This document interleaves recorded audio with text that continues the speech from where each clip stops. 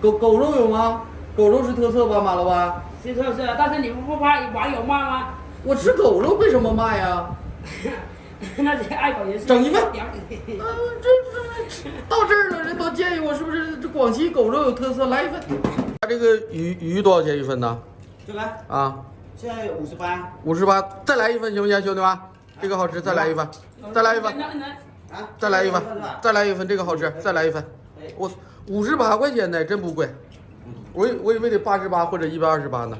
野生鱼这个鱼真不贵，真的好吃的。冰箱哥，这2天我们这晚饭标准怎么样？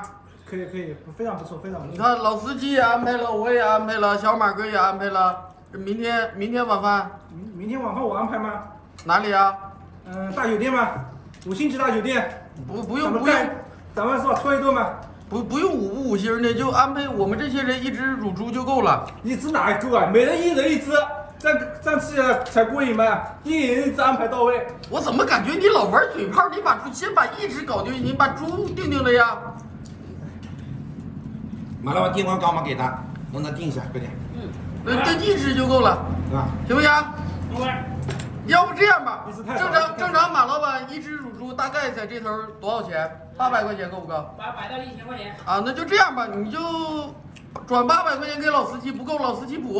800块钱哪够啊？明天我给你个8000块钱，到时候安排到位。你是不是开车的司机？这个是老板呐？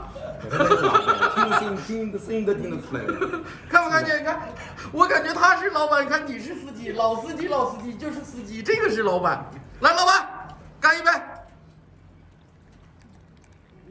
明天乳猪就靠你了，老板，我敬你一杯。那个打工仔我就不敬他了，司机不敬他。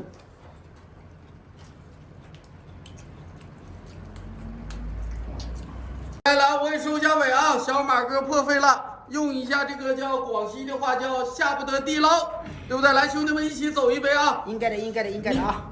明天看我们冰箱哥安排。我跟你说啊，网上好多网友评论冰箱哥的烤乳猪什么时候请？对，明天看我们冰箱哥的啊！每人一个，是吧？每人一只啊。每人一只。希望你能下不得地，是不是？我不懂这个下不得地是什么意思，希望明天你能下不得地。不要就是牛皮随上天，要务实一点。冰箱哥，明天烤乳猪确实到位了，我们今晚夜宵取消了。完了，明天咱多睡一会儿。夜宵继续，夜宵取消，你这是不给我面子吗？不是，我的意思是我们兄弟们都省点，就把肚子空出来。你一人一只乳猪，我们怕浪费吃不掉。就今晚夜宵还要继续的，明天烤乳猪安排起来。今天晚上夜宵还是你们请。是不是？啊，他居然让我们请吃夜宵，我以为你话说的这么趾高气扬，我以为就夜宵这么大气，也一起给我们安排了。我们都是小格局的人，我们想想就是，既然一人一只烤乳猪，我们把肚子空出来，怕吃不完。做人格局要大嘛，是不是？胆量要放大嘛，这不要斤斤计较，做大事的人嘛，是不是？明天期待你的乳猪。好，每人一只要安排起来啊。